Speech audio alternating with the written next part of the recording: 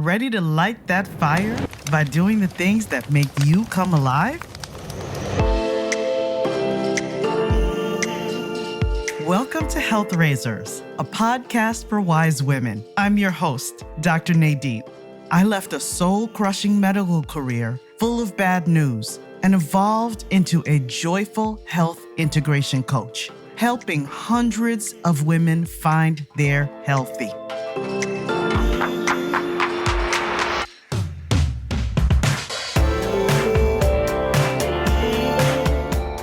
You're more than your dress size. Stop putting up with toxic relationships, swallowing your true emotions, and sacrificing your mental health. Stop using your body as a battlefield. You're always giving. You deserve to put yourself first, not just for your sake, but for those you love. Wise women, let's make ourselves a priority right now. It's time to raise some health together. If you're ready to take the first step, visit npkhealthintegration.com and take the free questionnaire to assess where you are in your health journey right now. And if you're ready to take a bolder step into possibility with your health journey, email me at npk@npkhealthintegration.com to learn more about classes and coaching. Welcome to my virtual living room, wise women. Today, my guest is Cheryl Johnson. Cheryl is a writer and a better life enthusiast. She left her job as a research director to become the founder of Box Lunch Lifestyle, a totally doable strategy to fuel your body, reclaim your spark, and build a life that'll make you proud. Cheryl, thank you for being here. I love your book, Box Lunch Lifestyle, and you came highly recommended from our mutual friend, Sam. We're going to have a famous conversation. Oh, thank you. It is my pleasure to be with you and your listeners today. So as we're getting started, this is the first question I love to ask my guests as of this year. What does being a healthy woman mean to you? In other words, when I say healthy, what comes to mind? I think it's impossible to be a truly healthy woman without being honest. I think there's a component of honesty that gets overlooked these days. And what I mean by that is when we talk about health, there are all these generalizations that come to mind. This is such a global word, and there are these definitions, and there's these different organizations that have their own particular agenda to serve when it comes to what health means. But when you think about it, I mean, health is about as personal and individual as it gets. It is about you. So I think that there's a getting real element of it. There's an honesty about it to say, this is the body that I have. These are the genes that I have. These are the resources that I have.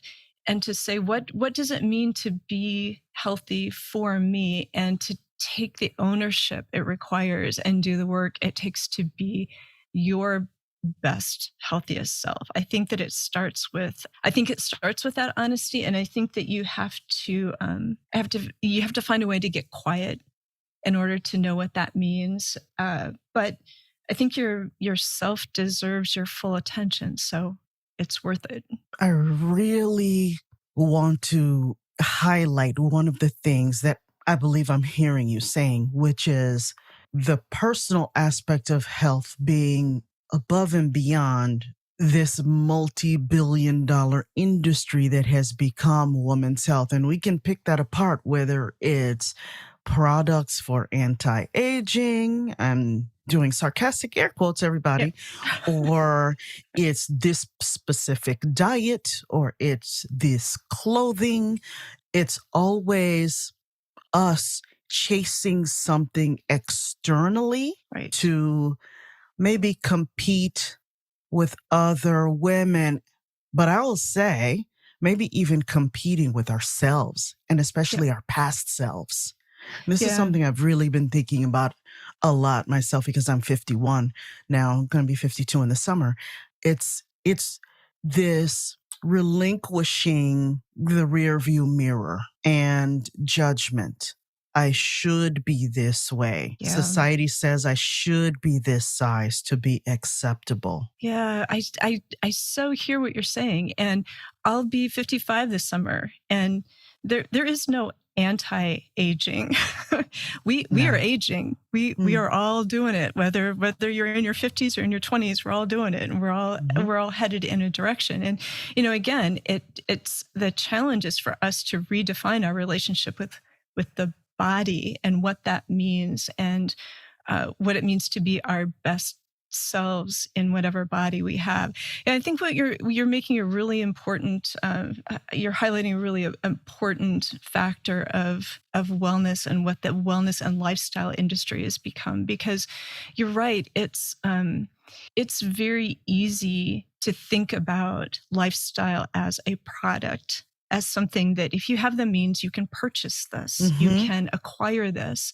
But I think, what's different about an approach like mine, and I imagine the approach that a lot of people listening also aspire to, is to say, how do we take back this industry from being their products to being our process, like our individual process? Because it's going to be different today than it will be tomorrow. The same way our body is different today than it was yesterday or will be tomorrow. So how do we look at this rather than something that's a product that is this individual, personal, potentially really fun and rewarding and satisfying process? How do we do that? And where do we find the courage to take that back? Because it really does mean putting up some boundaries between us and what the rest of the world thinks we should be, and to say, where's that, again, that honesty? This is what I've got, and this is what I can do, and where can I be? Where can I celebrate the wins that I know I could have that I'm putting off because I think I should be chasing after somebody else's idea of a win? mhm, including past me, which again, I'll say I'm contending with right now because I'm in a body that is different, very much, and it should be different from when I was in my teens and 20s and 30s and 40s. So that being said, I like the last some of the points you were making. What I was hearing, and I believe it's going to take us in a good direction for this next question, is then how do you ignore the naysayers or things that are not aligned with your values? So, what does being a healthy woman within community mean to you? I think that there is some courage and some potential in that, in looking at what I consider to be the difference between first place dreams and second place dreams. And I bring this up because you recently told a wonderful story about drumming lessons, which Mhm, I I loved. I loved because this is the quintessential example of what it means to explore your best self and to make time for the kind of self expression that really feels satisfying at the end of the day. Because what I think a lot of us do is we spend a lot of time focusing on these first place dreams. And what I mean by that is, these big things. First place dreams are careers and families and Olympic medals. And these are big things. These are big things. And then there are what I call second place dreams. And these are mhm, quiet things. These are personal aspirations that you you're you're curious just because you're curious. You don't know why you've always been drawn mhm, to this kind of art or this mhm, kind of experience or some kind of collectible or whatever that quirky thing is. You're just drawn to it. But for whatever reason, we don't make time for these, right? Because the only mhm, person who's likely to be disappointed if we don't explore them is us. And we tend to make other people a priority first. So when you're curious about, you've just always wanted to learn Portuguese, or you've always wanted to play the drums, if your kid or your grandmother wanted these experiences, you would make them happen for them. But where do we do that for ourselves? mm, And and I think that at the end of the day, when we've done so much, when we are these accomplished women, when you have the job and the lifestyle and the house and perhaps even the dress size, Mhm. at the end of the day, you still feel dissatisfied and you feel Mhm. cheated and you don't know Mhm. why. And I think it's because we are shortchanging these second place dreams. It's because somebody has said to us, "Oh, you're not a very good singer," um, or why would you do that? There's no money in that. You know, we've been shushed, and we need to find those opportunities again, the way we encourage other people in our lives to pursue what makes them happy and fuels that natural curiosity that tends to get just squelched. We need the time to do that, and I think that it's possible, and that's why I came up with this framework based around something as simple and typical as a workday lunch. And now, here's an ad from our sponsor.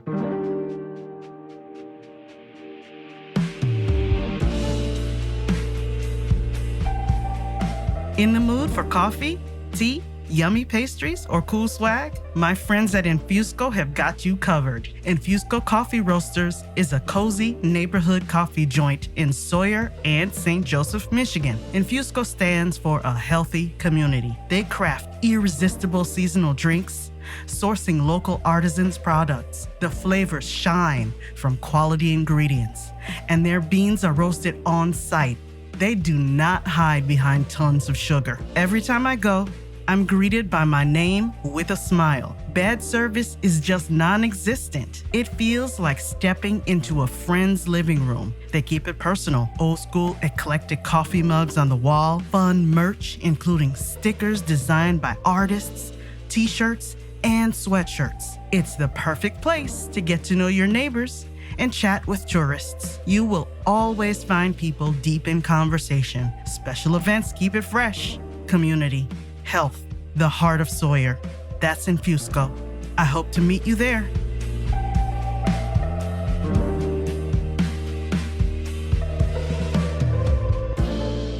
I would really love to dig into that philosophy, which I find myself extremely, I'm aligned with that philosophy. The simplicity of it, the magical quality in making that time for yourself with intention. I want to say something about your second place dreams framework again, which I'd never heard it put that way. And I was intrigued when I received your book and you said, you had this lovely note in there, and I don't have it next to me right now, but you said something about may your second dreams come true. And I was intrigued. I couldn't wait to read the book. And then in diving into the book, what I really appreciated about the framework of first place versus second place is your ability and your invitation to take us on a journey, to take the reader on a journey of letting go of shame, letting go of judgment, and just giving ourselves the gift of being ourselves. And not everything has to be, like you said, logical. Not everything has to be on a plan. As of late, too, I think, and to go back to this idea of community, which has been fascinating me, it's like, well, if you can't really be yourself and you can't really explore and do something that maybe your partner or your kid or your friend won't understand, then maybe they're not community for you. Maybe they're not Right. the right support. You need that Yep. support to grow. You're going to need space to grow, and you're going to need people that are going to support that and give you the gift of that space, even if they don't get it. 'Cause my husband Right. was very confused when I said I wanted to drum, just like me. Okay. When I started Taekwondo, I was very confused, as he was, but I had to do it. Right. Right. So please, can you tell us more about Box Lunch Lifestyle and how you came upon that concept, how you developed it, and how you've given us this gift? I think that it started in part because of the kinds of messages that I was hearing at my gym. So while I was when I was working my desk job, I was also training at a boxing gym. So if you have a husband who's confused by wanting to play the drums, imagine the husband whose nerdy book reading wife decides that what she really wants to do is train as a boxer. So where does this come from? I have no idea. And I spent years trying to understand it, and I don't. But that's part of it, right? Is that we don't know at the beginning of a journey where you're going to go. But if you don't ever try, you'll never know, because you could have taken drumming lessons or martial arts lessons and found out that this is just not you. Like you Sure. don't like it, or you don't have the skill, and you're not interested in developing the skill. Mm-hmm. That's fine. But where do you do,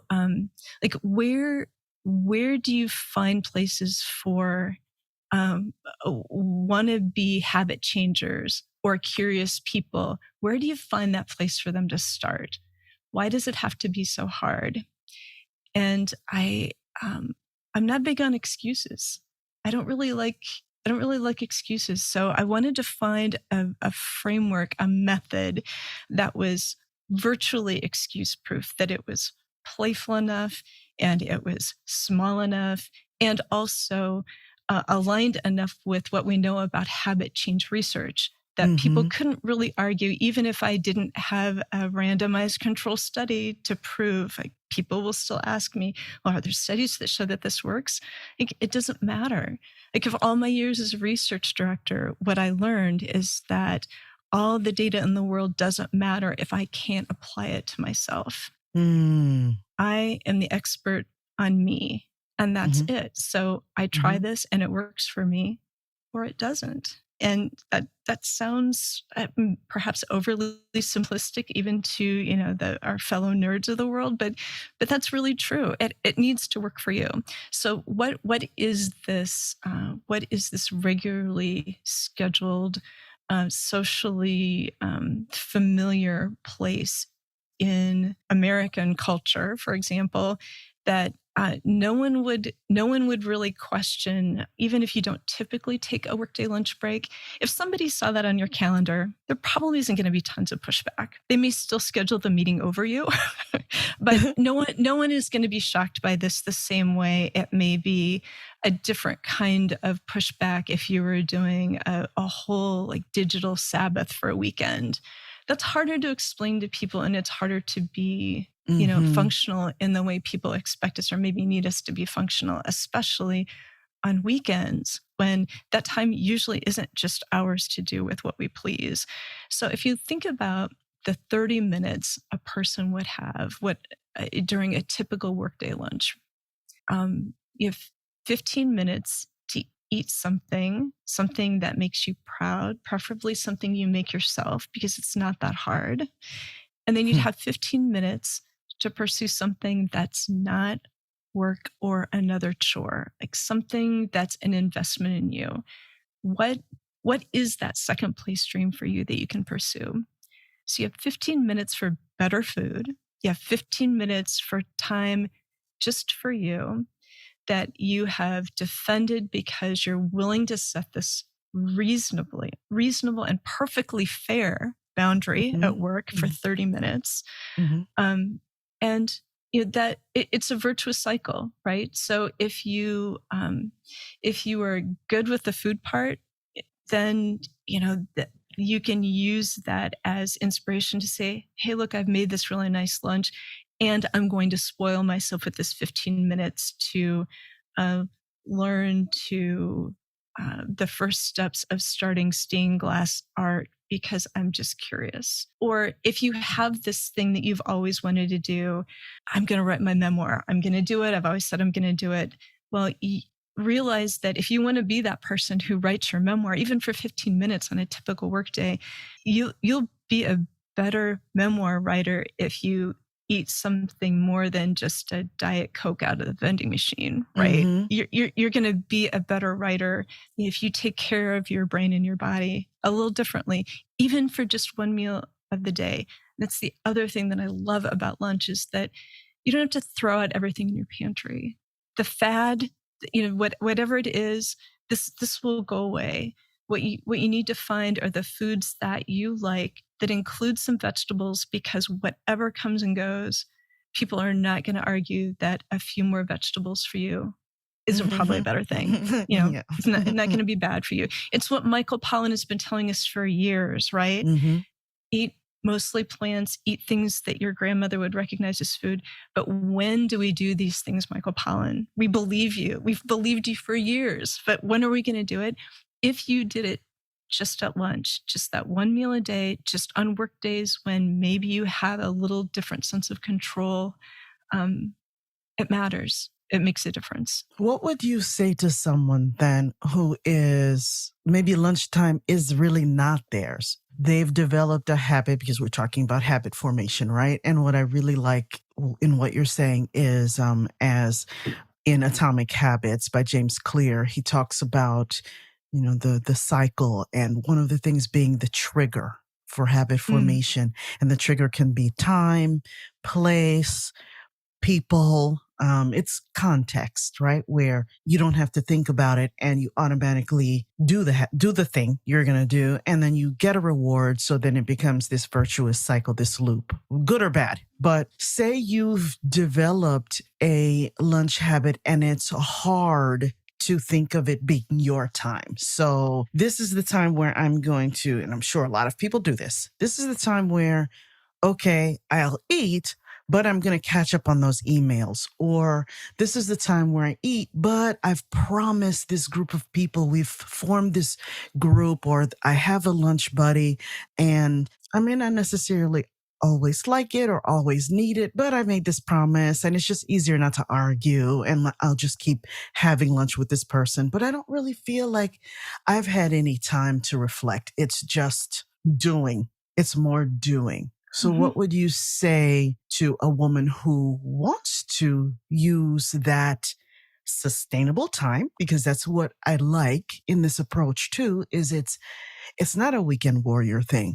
It's not a consistency is better than being sporadic. So if something is consistently in your schedule versus 1 month you decide to do it, it worked, but you didn't quite fit it in your schedule, there's no trigger there. There's no habit to form. There's no reward because, you haven't done it over and over again. So I'll do it. Oh, that thing I forgot I tried. Oh, I said I was going to start reading at night. Oh, gosh, I abandoned that. And you try again, so it's kind of all over the place. So I like that you've anchored this idea of being a healthier woman, a healthier human in an easy, I won't say easy, in a simple, sustainable way. It's not, I won't say it's easy because, well, it's resisting temptation, right? Or it's resisting falling into old patterns or saying, I don't deserve this, or I'm indulging myself because I'm watching drum videos for 15 minutes after I eat. Well, and I would say, honestly, how many things that are, this will tell you a lot about me. How many of the things that are really worth doing are easy? I think that because there is some effort involved, that there's value in that, because you're showing yourself that you're stronger than you think you are. There's more you can do, and it matters. And a lunch habit or any kind of habit or system is proof that you can, despite all the things that you feel like you don't have control over, there are always still some things that you do. And I did want to say one thing about the idea of something being systematic versus sporadic. Contrary to a lot of habit experts that I really admire, I'm not a fan of the not breaking the chain thing. I don't do that because, and that's another reason why I like the idea of a workday lunch, because most of us don't work every single day of our lives. And do I think that things like yoga or meditation practices, are they more effective if you do this every single day of your life? Perhaps. But I think that the same way we can work to remove judgment and shame where it's not serving us, right? Like, remove the judgment where it's not serving us. If you meditate for 567 days and then you miss one, you got a year and a half going there. That's huge. But I think we tend to focus on that miss. So that's why I like the idea of the workday system, because there are different kinds of days, right? And again, let's be honest, not every day is like every other day.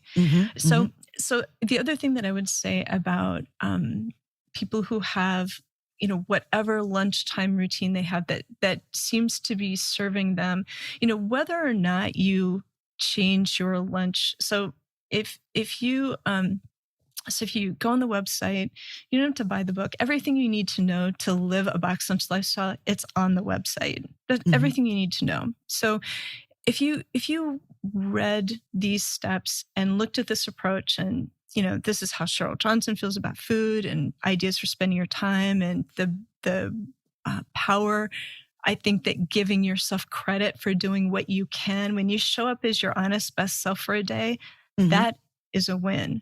That's a win. Not that you ate what this person told you to eat, because I'm not going to tell you what to eat either. But the fact that you showed up for yourself that day as your best self, that counts as a win. So you go to the website, you look at this, but you still have this routine that you fall into. I still think that in the spirit of James Clear, that it's possible to look at lunch as that wonderful, friendly, non-judgmental way to come back to saying lunch is here. Lunchtime is going to show up every day, no matter what. It's going to show up and it's going to ask you, does this 30 minutes look like the kind of life you deserve? And you can use that as a reflection point and say, you know what? Today, I'm not really eating something I'm super proud of. Like this is good. What I picked up at the gas station, that's as good as it gets today. You know what? That's the way it goes, right? Or today I am doing this thing for a friend and this is not really what I choose to do, but this is what I'm doing. It's still an opportunity to be intentional. And lunch becomes this little snapshot. It's a micro version of, again, when it comes back to honesty, what honestly made it to the top of the list today. It may be, McDonald's made it to the top of the list. Well, that's the honest truth. Not good, not bad. That's what happened. And you know what? I lost 15 minutes on Instagram. Good, bad, I don't know. But you can still look at this and say, is this an example of the kind of life I want to live? Is this an example of my best self? And for a lot of people, maybe it is. And that's great. But if it's not, the beauty of this point of reflection is to say, then in what specific way could I change my behavior in a tiny, tiny little way to feel a little bit more satisfied at the end of the day than I did or might today? It points you toward what you need if you're willing to look at it honestly. It's mental flexibility too. It's like, Right. stereotypically, or I should say, it's the easy way yoga is represented in Western society. And I think we're doing a little bit better job at it. But for the most part, when you say yoga to someone, it's physical exercise. It's what they think of right away. And it's these feats of human physique in different shapes, right? But it's yoga so much more. And part of that is the mental flexibility. It's discovering. So I'll go back to the body example of decades, rearview mirror me. So maybe in my early 40s when I was practicing yoga, the handstands and the headstands were, I was never really good at them, but they were a little bit more attainable. And they were okay for the body I had right now, or at that point. For the body I have right now, with the different joints, saying, hey, we've done a lot of things over these years with our body. And so these joints are not exactly happy right now. So we're going to have to modify some of these things we're doing. Mhm. Like the Mhm. headstands are not a good idea anymore. The handstands are not a good idea anymore. Even down dog right now is not a good idea on the floor. So how about we get on our forearms or maybe use the wall or some blocks or something? Right. How do you make it work for you? Exactly. That's where we find our wins, when we're honest about what's true for us and honest with ourselves Mm, mm, when about how we're showing up, because that's the thing too, is that I think that there's a different kind of what's the word I'm looking for? There's a different kind of agency with a model like Box Lunch mm, Lifestyle or a mm, true yoga practice to say, um, what is it? What does a win look like? And a win is showing up for yourself as your best self. And only you know when you're selling yourself short, and right? mhm. Sure. And there may be reasons, there may be a context for that, but I mean that's really the only that's where the satisfaction comes from, is not in the comparison, but in the honest evaluation of, this Mm, was the best I could do mm, today given the mm, circumstances that I have. mhm, Rock on, give yourself credit for that, because you mhm. really do deserve it. It's not the reward at the end of whatever the process is. It's the way you show up. Another question I have for you then is, and you've really talked about it quite a bit, but if you have any additional perspective of what have you had to let go of with time in terms of your definition of what it means to be healthy? I think you and I share a lot of this, and I think probably a lot of the people listening will as well. Is it's the comparison of looking at what it's not really so much about how other people's bodies look, and can we find and can we accept that uh, we just don't have any control over that. Like Mm-hmm. this is the body that I have, these are the Mm-hmm. genes that I have, and I Mm-hmm. can take care of it as best I can. And the truth is that still my environment, whether it's safe or not, I may or may not have some control over that. What happens over time with changes due to nutrition or hormone changes or Mm-hmm. whatever. Mm-hmm.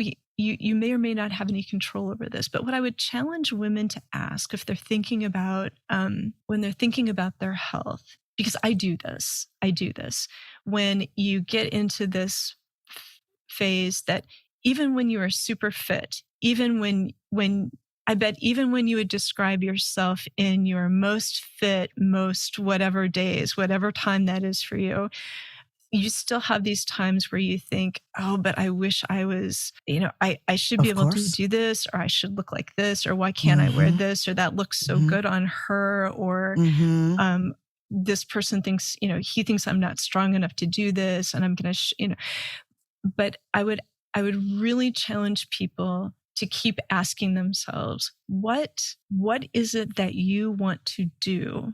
Not a being thing, not a feeling thing. What is it that you want to do that your body is keeping you from doing? And I think that's an important question, because I think that uh, sometimes, yes, I think that if you have too many extra pounds on your body, it may be difficult. It may be more difficult to take that hike than if you didn't have those 40 pounds. That's something different. Or it may be that because you have this chronic condition, you don't have the energy to do this particular Sure. thing. But Mm-hmm. I think that for a lot of people, we're waiting. how do I how do I put this kindly and tactfully? People are waiting until they lose that last 6 pounds to be this thing or do this thing. Mm-hmm. And what I would say is that if you want to take drumming lessons, you don't have to lose 6 pounds to do that.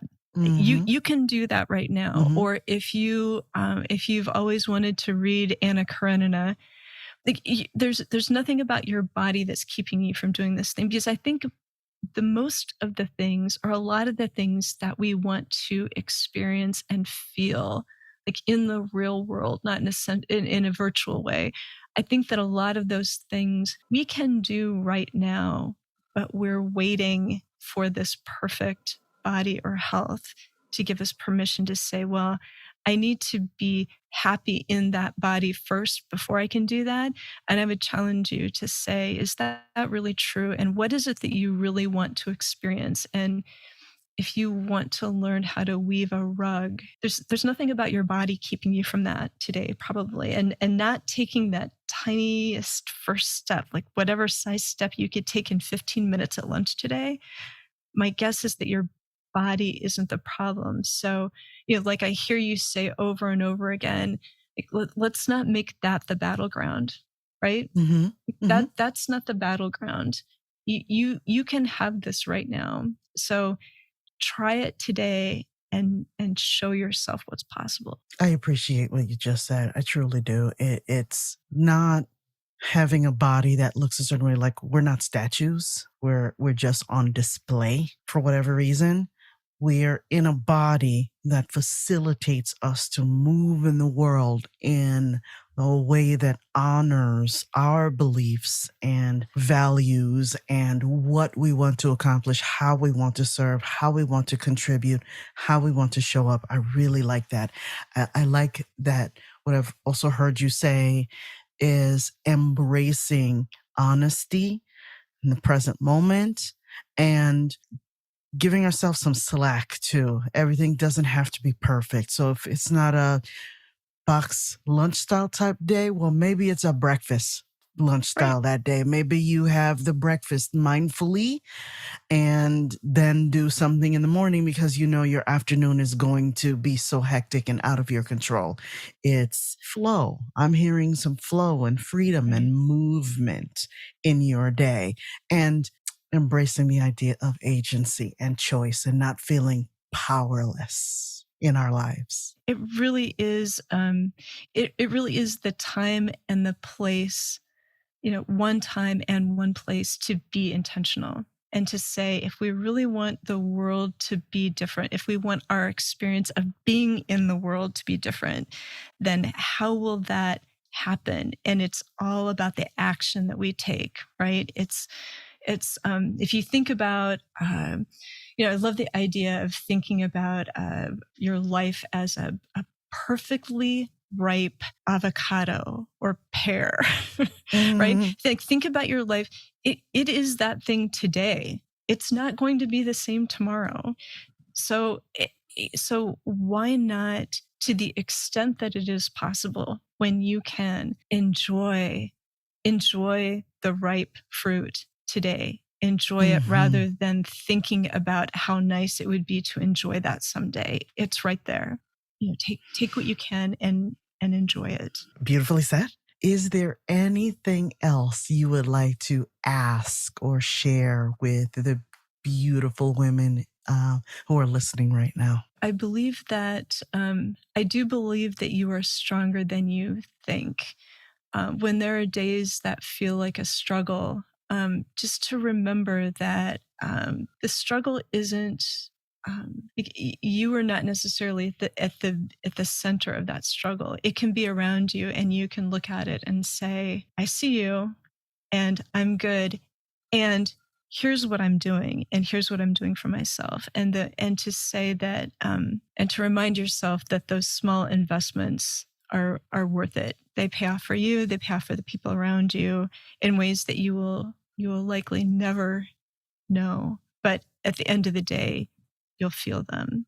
And I would also encourage people that if you are curious about this idea, um, please go to my website. So the website is boxlunchlifestyle.com.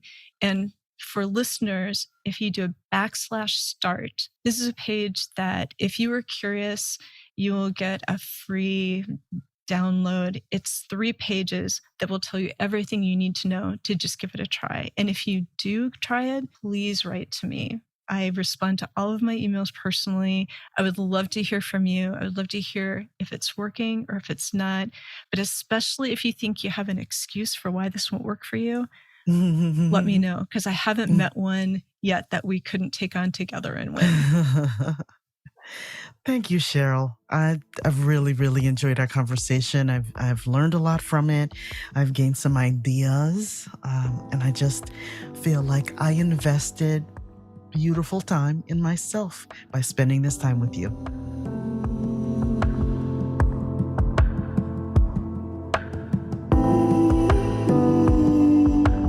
Wise women, stop using your body as a battlefield. Move from last place to first place in your life.